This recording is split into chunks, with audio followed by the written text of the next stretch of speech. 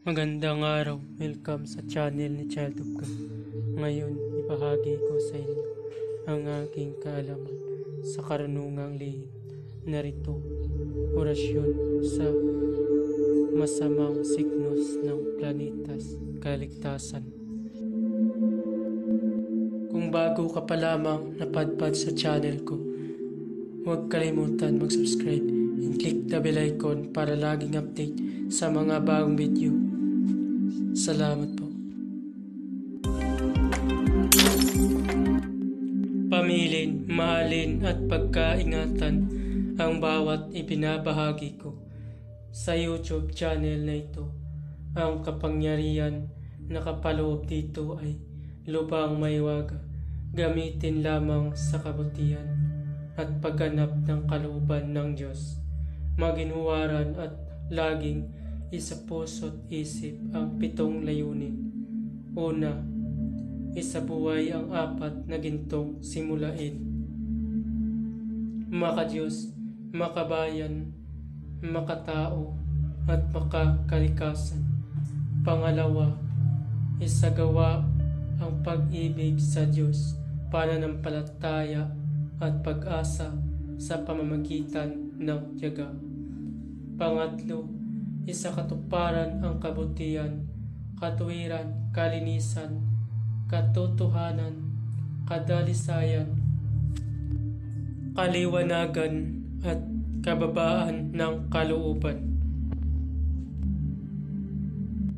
Pangapat, ipagpalaganap ang pagkakaisa, pagmamahalan, pagtulong sa kapwa, pagmimisyon, paglilinis ng sarili at pagbabago ng paunlad.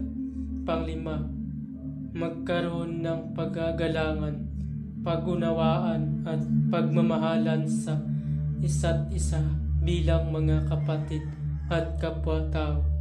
Panganim, maging dakila sa isip, sa salita at gawa para sa Diyos, sa bayan at tao. Pangpito, ipagpatibay ang kautusan ng Diyos, tumulong sa pagpaunlad ng katawan ng bawat kasapi ng samahan, at tumupad sa dikain ng Diyos sa tao sa pamamagitan ng pagsunod sa mga layuning ito. Ang isang naghahanap sa Diyos ay makakasumpong sa Kanya at hindi pagkakaitan ng Kanyang liwanag.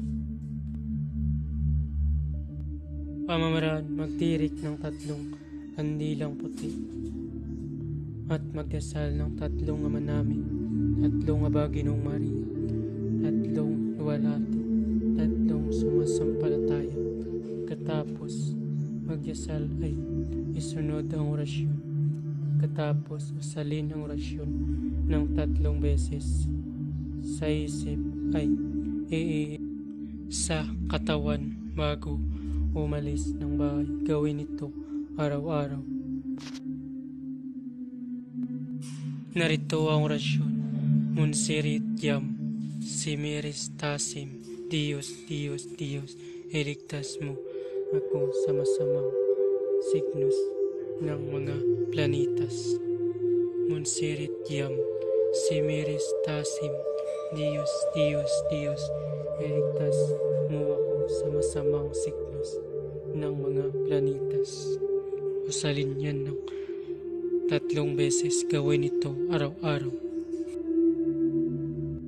Babala, ang lahat ng orasyon na aking ibinabahagi ay lubang makapangyarihan. Gamitin lamang sa mabuti. Kung sino man ang gumamit sa masama ay mayroong bad karma. Maaari maghirap habang buhay hanggang kamatayan.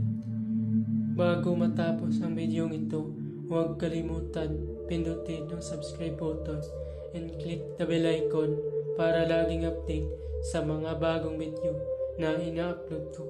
Maraming salamat.